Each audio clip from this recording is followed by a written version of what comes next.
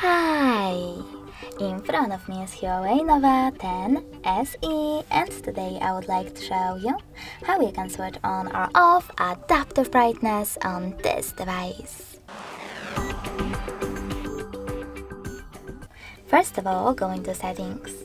Then you need to click on display and brightness over here and tap on this switcher next to automatic under brightness slider.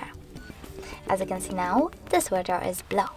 That means that automatic brightness is enabled, but you can always disable it by tapping on this same one. Thanks so much for watching. If you enjoyed this video, leave a like, comment and subscribe. Bye!